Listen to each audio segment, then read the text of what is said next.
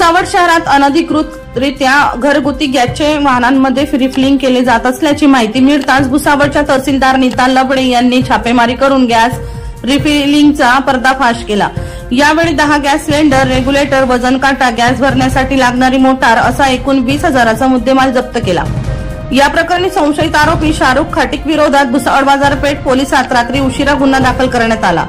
शहरातील स्टेट बँकेच्या पाठीमागे घरगुती वापराचे सिलेंडर हे अनधिकृतरित्या रिक्षा तसेच वाहनांमध्ये रिफिल केले जात असल्याची माहिती तहसीलदार नीता लबडे यांना मिळाली होती।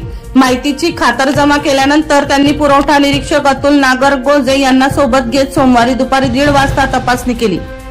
यावेळी एका रिक्षेत अनधिकृतरित्या गॅस रिफिलिंग होत असताना वाहन चालकाने धूम ठोकली। यावेळी पथकाने HP कंपनीचे 9 भरलेले तसेच एक अर्धे भरलेले सिलेंडर, वजन काटा, इलेक्ट्रिक मोटार व गॅस रिफिलिंगसाठी लागणारे साहित्य जप्त केले। या प्रकरणी नागरगोजे यांच्या फिर्यादीवरून शाहरुख खाटिक विरोधात बाजारपेठ पोलिसात गुन्हा दाखल करण्यात आला आहे। दीपक राठोड यांचा रिपोर्ट DR न्यूज जळगाव।